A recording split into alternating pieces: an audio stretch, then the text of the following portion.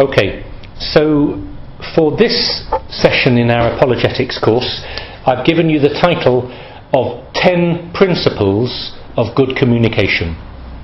And I've got a 2-page handout here with a summary of these, so don't worry about taking too many notes. But just before going into the list, I've got 2 other things just as an introduction, really.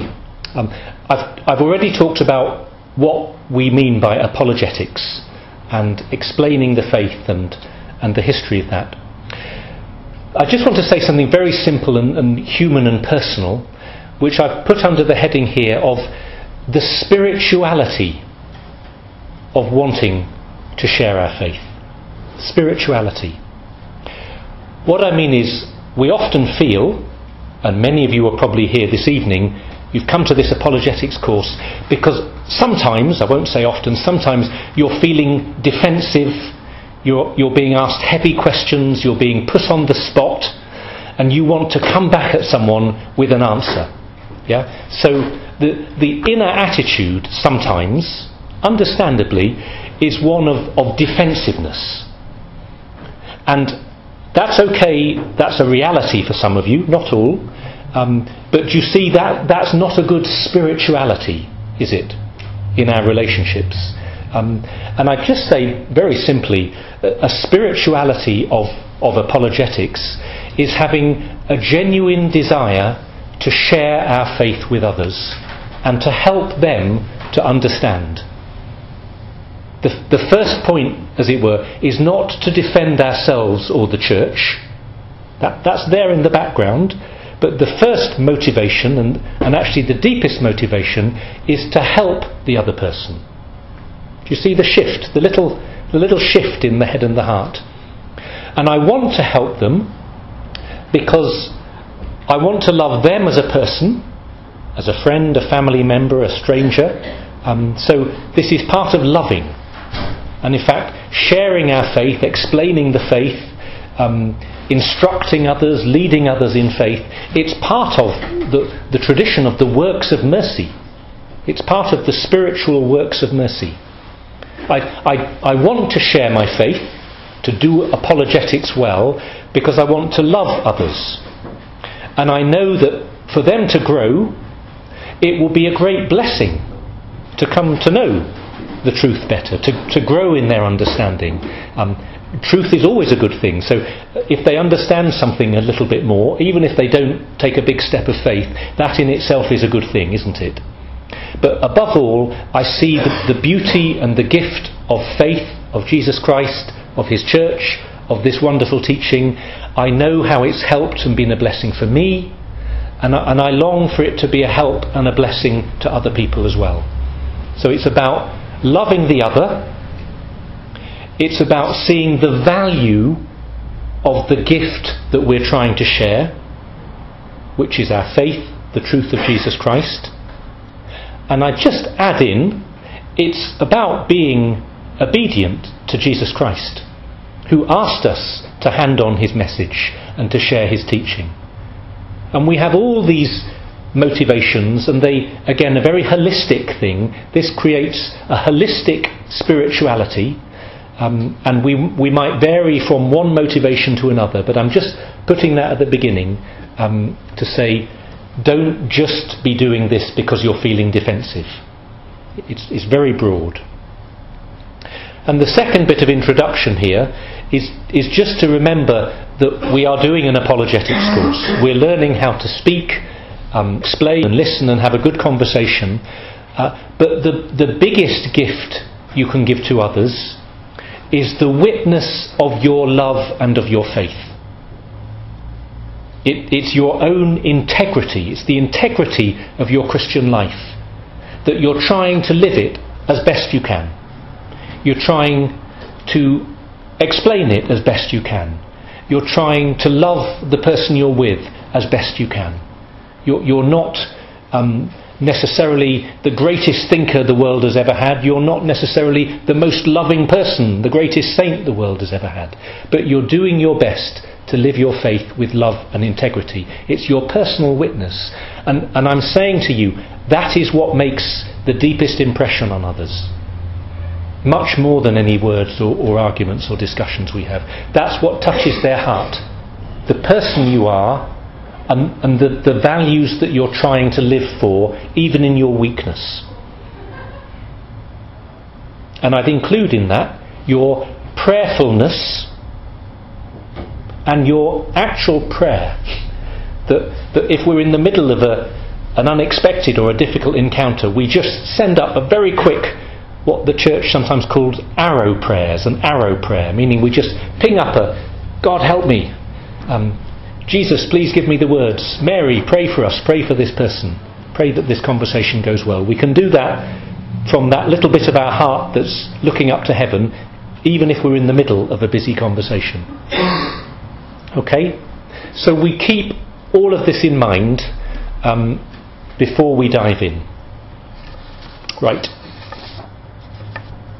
So, this is just one small part of apologetics, but it's a nice way to start here in week 2, what I've called 10 principles of good communication. And in fact, this isn't my phrase. This is a list of principles that was developed by Catholic Voices. Catholic Voices is, if you like, a modern form of apologetics. It was set up in order to do media work, to get the Catholic voice into the public square, into the media, but it's become a slightly bigger project to try and help Catholics in lots of different contexts understand their faith better and think about how they can share that in a thoughtful, intelligent, helpful way. So I'm just going to race through these 10 principles. I've got these on a sheet. They're a bit abstract. I'll try and throw in a few arguments, but the reason I got you talking is all the time to be thinking, how is this real for me? Yeah? How would this apply to that conversation I had last week? Or that argument I got into over the summer? Or that discussion I had yesterday when someone found I was a Catholic and we got into a big discussion about it? Yeah? How would this apply? First principle. Look for the positive intention. Meaning, let's say you're having an argument, that people are defending things, people are disagreeing, someone is disagreeing with you, possibly. Not always, but just possibly. So, instead of just getting caught up in this argument, you think that, I think that, try and think about and listen out for, or even guess, what are the real values, the deepest intentions that's motivating the person I'm speaking to? What's driving them? Because very often we might be disagreeing at one level about one topic, but they care passionately about something that is really important. Nearly always. I'd take the risk in saying always, yes? This person here, they might seem very genuine, they might seem very aggressive, but whatever the discussion is about, have in your heart a basic trust that this person has a good motivation, they have a good heart, and if you're feeling defensive, they're probably feeling a bit defensive. What are they feeling defensive about? What do they care about most? And what's the positive intention, the motivation here that's really driving them? Let's give a classic example, yes? You're having an argument with a friend about abortion, right?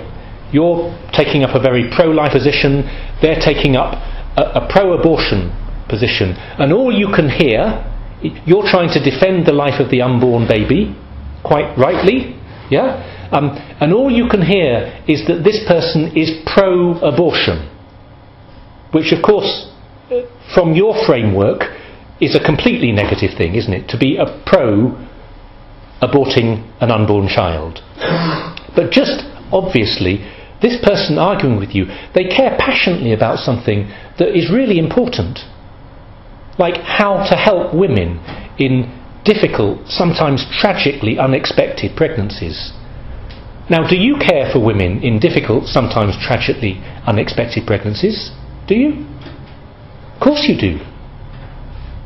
Of course you do. Now, you might have different answers about the best way to help this woman. You might have different answers about the value of the life of the unborn child. And you might have profound disagreements about that, and they might be very tense. But just for a moment, recognise there's something motivating this person that, first of all, I need to recognise it just to get real here, but that it's a good thing that's motivating them. They care about something beautiful and true and important. And at the very least, if I can acknowledge that, in my heart, it makes me a bit more sympathetic. So there's a heart thing here. But in my, as it were, strategy and motivation and love, if we can find a way of acknowledging what the common value is that we both care about, it just gives us something to share. And it gives us a starting point for maybe the more difficult discussion. Another random example is, if someone is attacking your God and is taking up a really strong atheist position, they're attacking God, and you think they are attacking the thing that's most important to me. Well, if their idea of God is Santa Claus sitting in the clouds who gives sweeties to people who are nice to him, if that's their idea of God, then you agree with them, don't you? So you need to step back and say, hang on, what's your idea of God? I agree with you that is not a healthy God to be praying to. That's not the Christian God, and we're in agreement that this is not the God that anyone should worship and adore and believe in. Now let's get on to talking about the real stuff. Who is God for me? And what do I really mean by God? Does any of this make sense to you? Now we've got rid of the nonsense stuff. Do you see? We're trying to find common points of agreement. We're trying to recognise that there is a value in what they're speaking, and hopefully we can share that value. But even if we don't, we've recognised that there is a genuineness and an authenticity for that person that is as true for them as it is for me. I'm not being relativistic about truth. I'm being objective about the motivation in their hearts.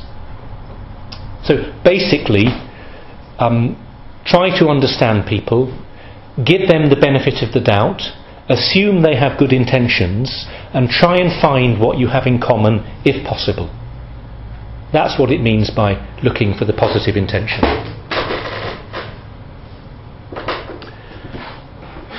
Secondly, second principle of good communication: shed light, not heat. Shed light, not heat. Have you ever just got into an argument with someone? And you're getting louder and louder, you're getting more heated emotionally, you're physically getting more heated, you're red of face, your decibels are raising, basically you're fighting. And you're digging in, and you're letting your emotions speak, and sometimes possibly you're letting your anger and your frustration and even your hatred and your annoyance speak. The purpose of communication, now this was developed for the media, this list, but you see how it applies if you're going on radio tonight, but it applies if you're talking to a friend over supper, doesn't it? You're having a conversation, great. You're feeling a bit of emotion, and because you care, that's okay. But in the way you're speaking and loving and explaining, you're trying to give light to a topic, to an argument, and you're not trying to persuade them by force or by shouting louder or by having bigger emotions. Put it another way, you're not seeking to convert them by the power of your presentation.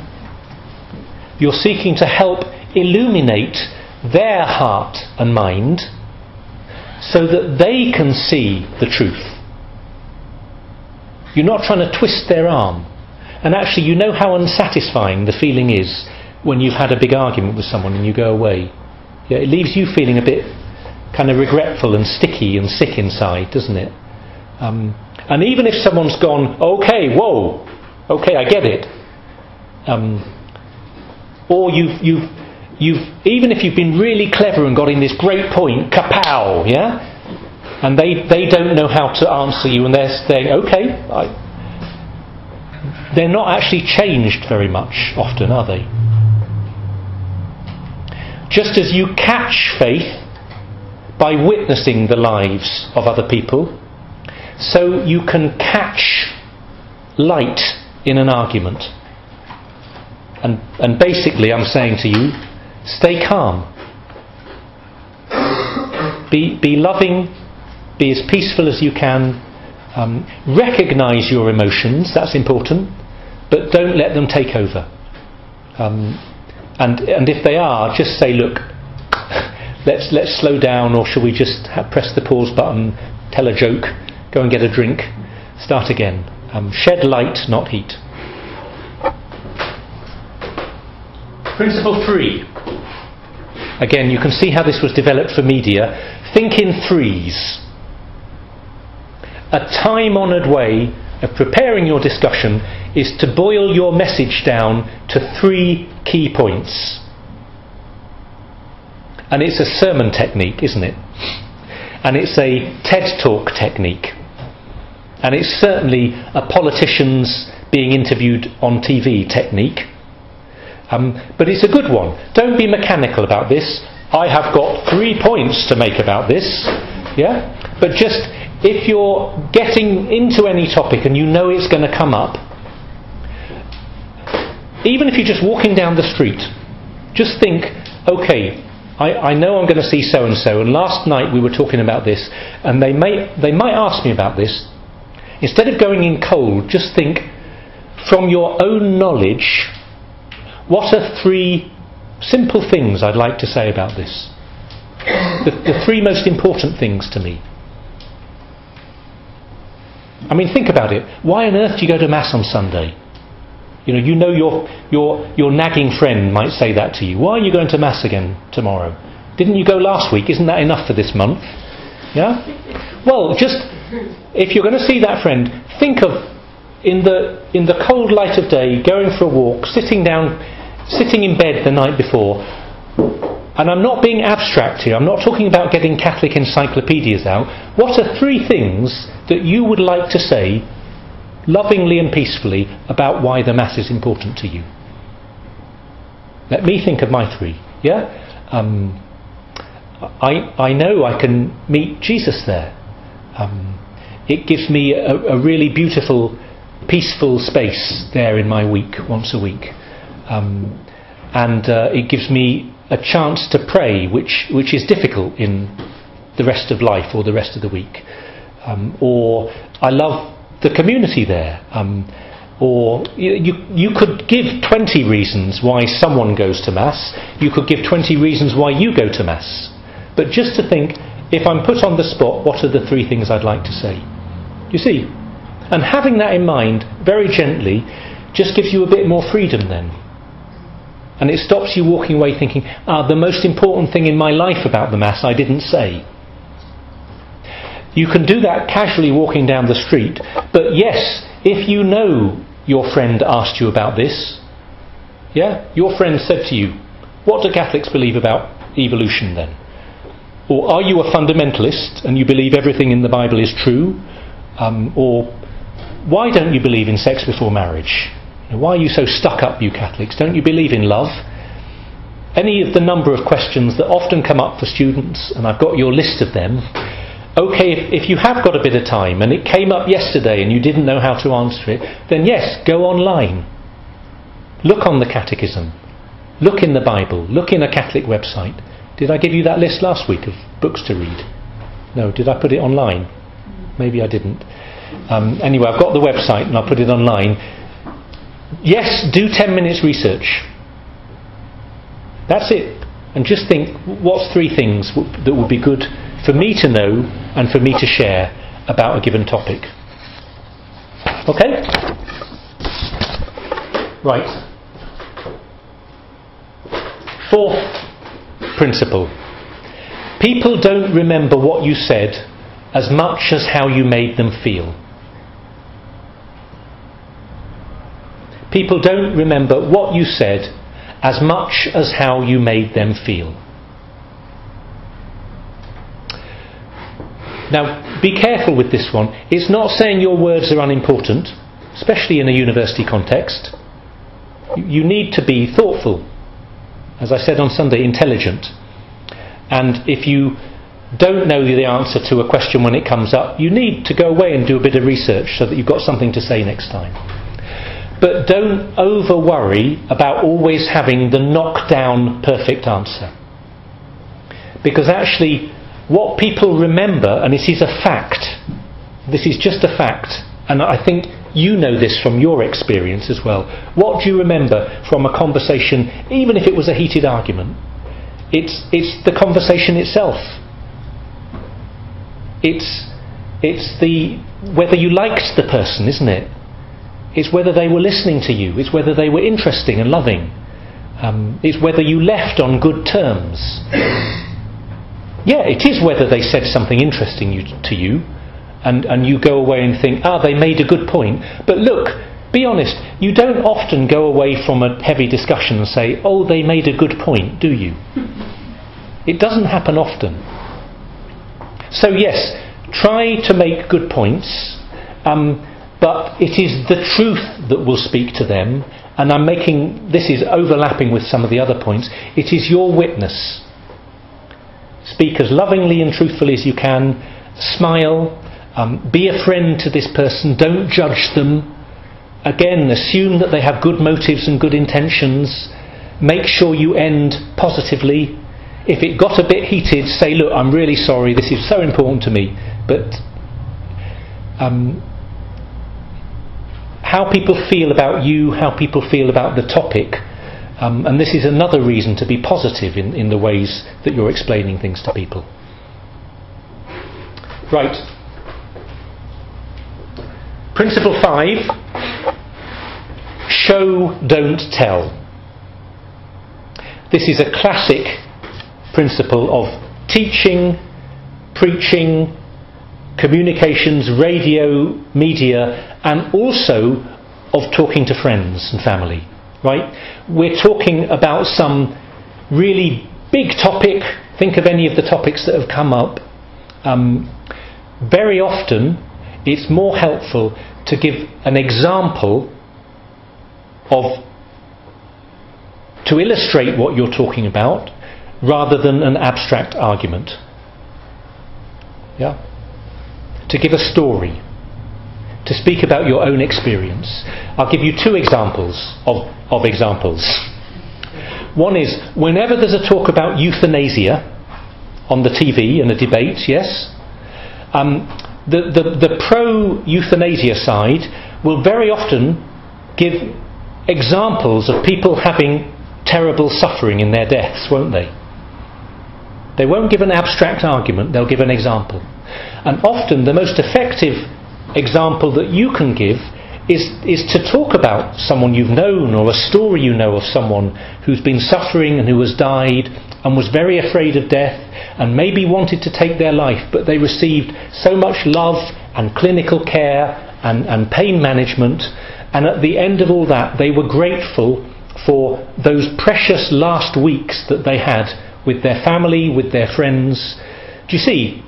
It might be a relation, it might be a story of someone that you've read about, but that example of someone being helped to die well and peacefully, and the precious gift of that extra time that might have been taken away, might help them more than an abstract argument.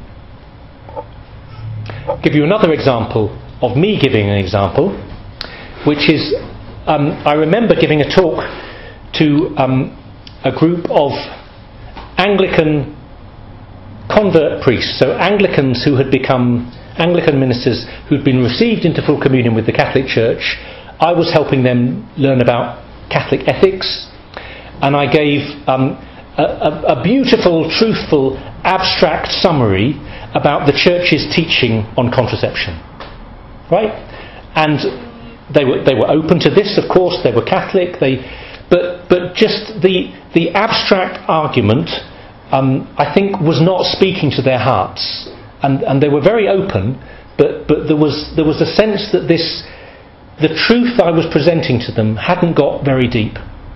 Yeah. And it completely changed when I said to them, and this is true, I'll almost say in my words what I said to them.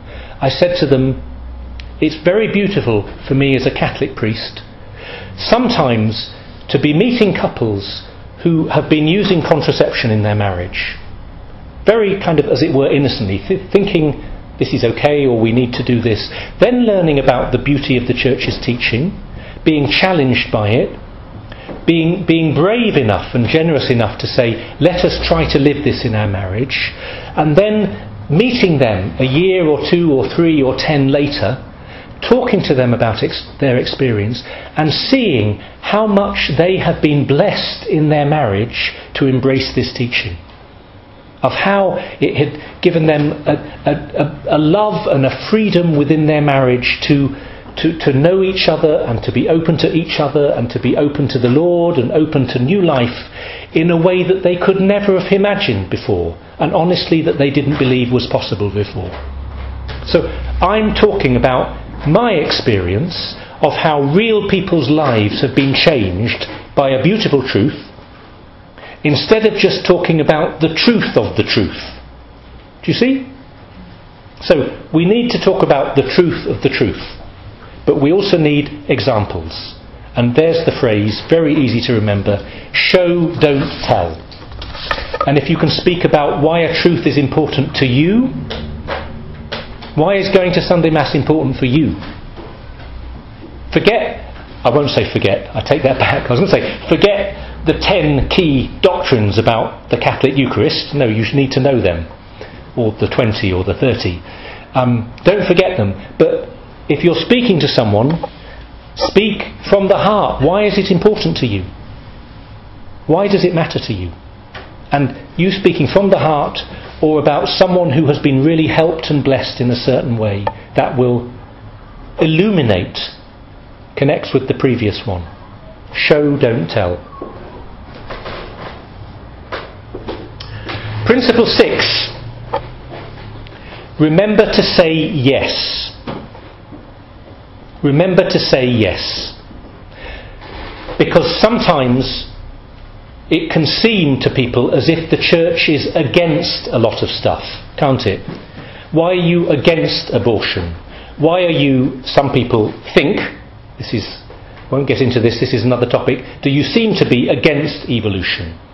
Why are you against scientific progress and against embryonic research? Yeah? And in answering that, we're tempted to defend a truth, but to say, yes, we are against this bad thing for these reasons. Now, sometimes that is part of a discussion. Yeah? It is wrong to destroy embryos. But what are we for in this situation? Because behind every no is a yes. Behind every prohibition, and the Bible and the Church does have some prohibitions, behind every single one is a positive yes. And we have to get as quickly as possible to the yes, because that's what we really care about. And actually, this person talking to us won't understand the no until they understand the yes. All the 10 Commandments, yeah? Thou shalt not kill. It's a no, it's a prohibition. Why do we say you shouldn't kill innocent human life? Because we care about the dignity of human life, the gift of human life. Do not steal. Thou shalt not steal. Right? A prohibition. But it's because we care about the other person and their rights and who they are and their life. And they have rights just as I have rights. Why do we care about embryonic research? Yeah? Why do I not? Because we believe that this tiny human life, the embryo, is the very beginnings of human life. This isn't a potential person. This isn't just a potential human being that will become a human being in 8 weeks' time. We believe, this lovely phrase is not mine, this is not a potential person, this is a person with potential. Yeah? Now, the person listening to us might not believe that, but they can see, well, you care about this because you believe this embryo is a human being in its very early stages. So try and get to the positive intention, to the value, the yes that the church cares about. Yeah? Obvious one here. Why are you so against sex, against love? Why don't you believe in sex before marriage as Catholics? Again, it sounds like a big no, doesn't it? But you need to find some way of getting very quickly to, we believe in the beauty of sex and marriage and love, but we want them to be lived and understood in their fullness. There's a beauty, there's a truth here. It's not just about a no. Principle number 7. Compassion counts. Compassion counts. In lots of the difficult topics that come up, there is something very personal at the root of why you care about it and why the other person cares about it. And many of the issues that are very neuralgic, hot topics, difficult topics, like, we keep going back to them, what's some of the issues in our culture today? Euthanasia, death and dying, the meaning of marriage and sexuality. Why are these such big, common topics and so passionate ones, such passionate ones? It's partly because they are important and touch everyone's life, but it's partly because people are very often hurt and hurting in these areas, isn't it? Why is sexuality such a big topic for young people? Because so many young people are being hurt through sexuality and different and difficult sexual encounters. Why is death and dying such a big topic? Because so many families are dealing with the hurt and the difficult ethical decisions and the heartache of family members being sick and suffering and dying. So before any arguments, remember to be compassionate. Remember, even if you're arguing at one level and discussing and debating, to have a compassionate heart that knows that maybe this person is speaking out of some hurt. I don't mean that you're psychologizing all the time and you say, the only reason you don't believe in God is because you had a wounded childhood or something. I mean, that's not a very good argument. Yeah? But you're human all the time, so that you have a compassionate heart, but your antennae are up, and if someone is talking about something passionately, you're able to say, look, I recognise that this is a big topic, and in the specifics of a given argument, keep saying, if you're talking about euthanasia and so-called dying with dignity, keep acknowledging that this is really difficult and that people are really suffering, but then say, and I want to try and the church wants to try and help people in their suffering. But they see there is another way of helping people in their suffering that's possible. And your proposal to help them is not the only way, and it might end up doing more harm than good. So you're being compassionate, you're listening, you're not being hard-hearted. Yeah? And that actually you're listening. You're listening emotionally, with emotional intelligence, and sometimes when that hurt does come to the surface, you're able just to lay the arguments aside and say, hey, look, I'm sorry if this is difficult, do you want to talk? Now, don't do that in your TV interview or whatever necessarily, but do that with a friend. Right, the 8th principle. This is very simple. Avoid robotics. Right, you might have gone away and memorised the answer from the catechism, a scriptural quotation. Did you not know that God loved the world so much that he sent his only son? Full stop, etc. Yeah? And the person thinking, well, that's beautiful, but you haven't answered my question. It's a bit like these. There's all these quotes on the buses now, the biblical quotes. Yeah, I quite like them actually, and they're not too negative or aggressive, but just they're sitting there in isolation. So with quotes, with arguments, with statistics.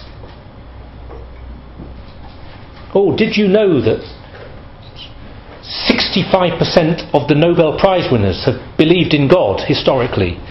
It's a nice statistic to throw in. That was made up, by the way. It might be 99% didn't. Facts, quotes, statistics, they are helpful. Bring them in sometimes, but use them as part of your conversation, your heart, your discussion, and not as killer blows. Don't be a robot. Be human. Right? Principle number 9. Principle number 9. It's about witnessing, not winning. It's about witnessing, not winning. What truly changes people's hearts and minds? It's not usually a single intellectual argument, is it? Again, it's what I was saying on Sunday about my own experience. Change, conversion, intellectual enlightenment, it happens usually in a holistic way, by thoughts, arguments, beauty, experience, truth. And the way that your life touches people, as I said at the beginning, is holistic. And the greatest gift that you can give to someone, again as I said on Sunday, is that you are an ordinary, loving, kind, thoughtful, intelligent person who is trying to share what you care about.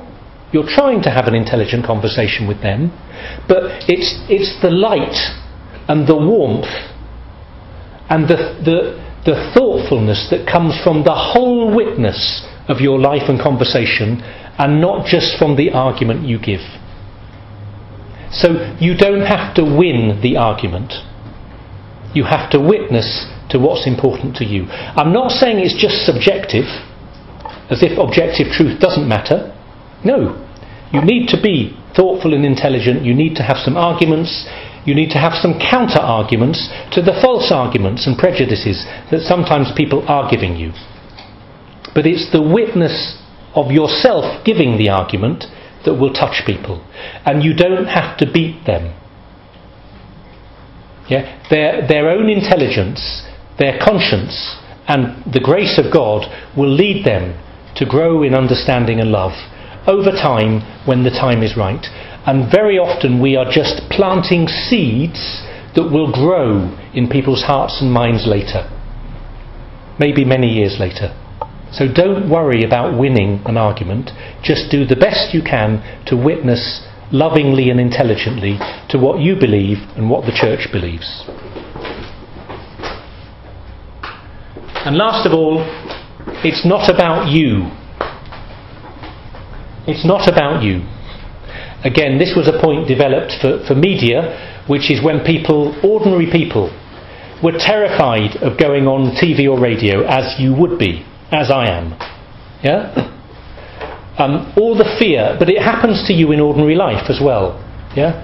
I'm sitting here in a lecture room, and the lecturer says something really provocative and unkind or unfair, and I feel I should say something. A friend teases me. I'm coming to Mass, and I don't know whether to admit to others that I'm coming to Mass. I'm asked to do something big, like I'm asked to give a talk at a Catholic event, or I'm asked to be a Catholic representative, or to join the Catholic committee or something. All the different times when we're asked to step up slightly, and it might be as simple as talking to a friend, and we're a bit nervous, we're afraid, what will they think of me? What will they say to me? Will they like me? Will I do well? Do you see all this stuff? It's about ego. What will they think of me? Will they like me? Will I do well? It's not about you.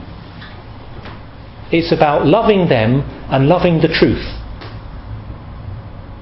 And if your desire is not for you to do well, for you to be liked, for you to be thought well of, but if your desire is to love them, is to help them, is to do your best, and you might have gone on radio and said something stupid, yeah? You might have gone to an interfaith event to be the Catholic representative and feel that you did really badly and what an idiot I felt. And actually you go home and you say, I wish I had said three other things instead of the 3 things I said. Okay? I'm not saying what you say doesn't matter, but don't get over-obsessed about yourself.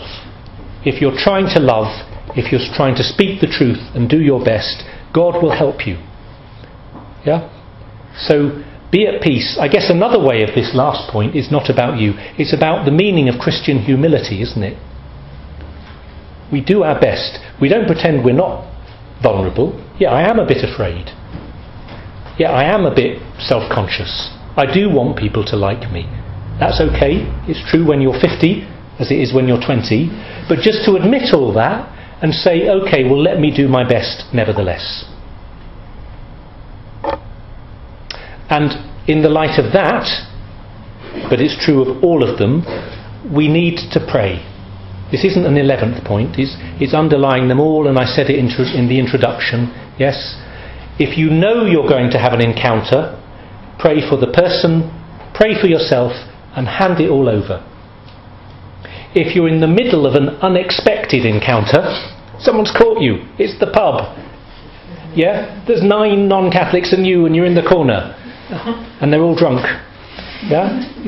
Then remember to send up an arrow prayer. And afterwards, whatever happens, if it's gone well or badly, hand it over to God and ask Him to look after it and to help the little seeds that you planted grow to fruition. Okay.